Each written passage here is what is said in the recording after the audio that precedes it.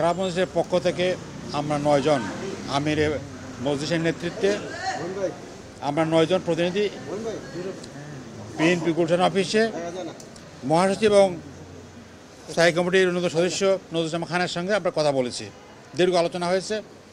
আলোচনার প্রেক্ষিতে যে ব্যাপারে আমরা একমত হয়েছি আমি এক এক করে শোনাচ্ছি আপনাদেরকে।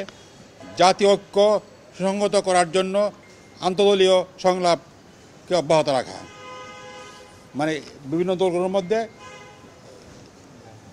সংলাপ করতে হবে, এটা আমরা একমত হয়েছি। 2, দ্রুত সময়ের মধ্যে প্রয়োজনীয় সংস্কার সম্পন্ন করে 2025-এর মধ্যে জাতীয় নির্বাচন ব্যবস্থা করা।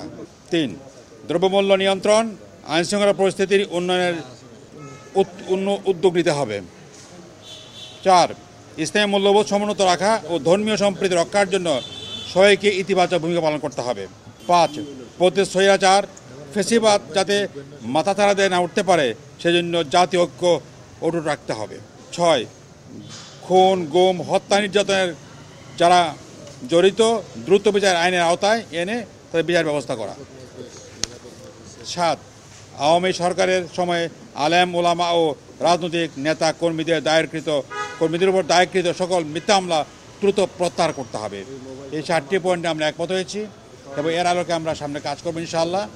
বিশেষ করে ইসলামী দলগুলোর মধ্যে ঐক্য সাধন করা এবং সবাইকে নিয়ে জাতীয় ঐক্য সাধন করা। জাতীয় ঐক্য হচ্ছে 5 আগস্ট যে ঐক্যটা হয়েছিল এটা অটুট রাখা, কারণ ইতিমধ্যে কিছু ভিন্ন চিত্র আমি দেখতে পাচ্ছি। এই জন্য আমরা তখন হচ্ছে বিভেদ ঐক্য, জাতির স্বার্থে আজকে ঐক্য করা জরুরি বিষয় আমরা মনে করি। এই জন্য আমরা বিএনপির সঙ্গে আলাপ করতে এসেছি এবং আলাপ করে আমরা এবারে একমত হয়েছি। ভিটামিন ও ফাইবার সমৃদ্ধ ফ্রেশ আটা ময়দা সুজি আপনাকে দিবে সুস্বাস্থ্যের নিশ্চয়তা। ফ্রেশ আটা ময়দা সুজি, ভিটামিন ও ফাইবার সমৃদ্ধ ফ্রেশ আটা ময়দা সুজি আপনাকে দিবে সুস্বাস্থ্যের নিশ্চয়তা। ফ্রেশ আটা ময়দা সুজি।